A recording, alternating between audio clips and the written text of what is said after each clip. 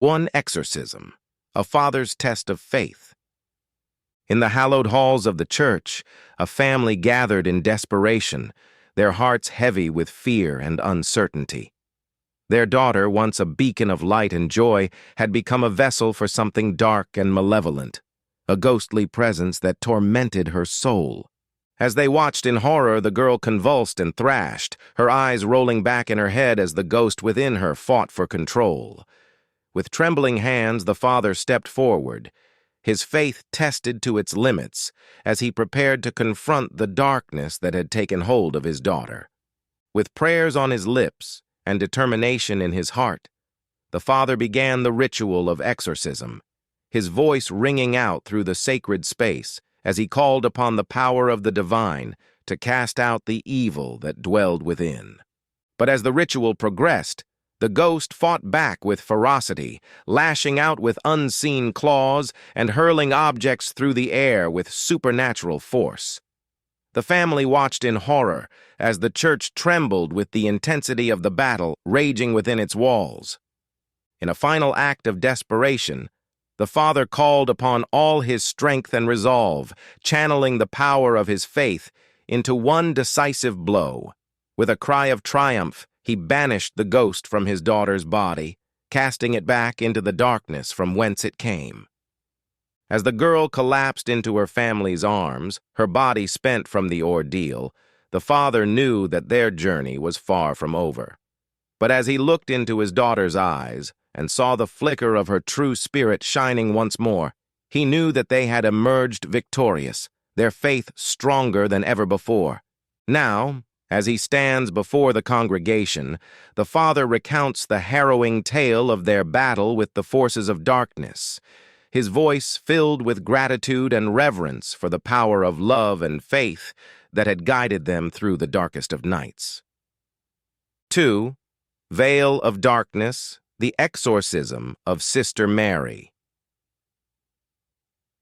In the quiet sanctuary of the nuns' dormitory, a sinister presence lurked in the shadows, its icy grip tightening around the soul of Sister Mary, a young and devout nun.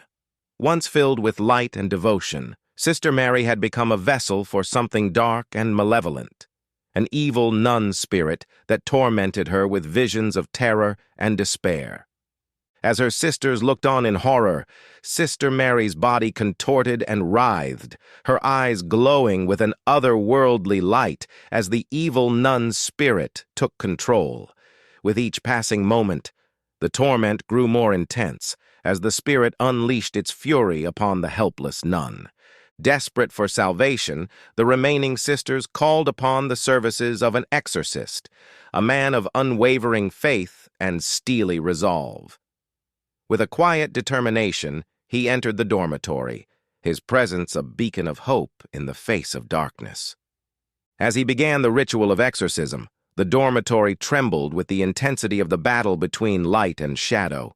The evil nun's spirit fought back with ferocity, lashing out with unseen claws and hurling Sister Mary across the room with supernatural force. But the exorcist stood firm, his faith unshakable as he called upon the power of the divine to cast out the darkness that had taken hold.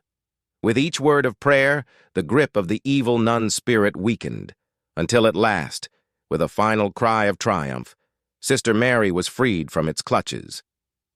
As the spirit fled back into the depths of the abyss, the dormitory fell silent once more, the air heavy with the weight of the battle that had been fought within its walls.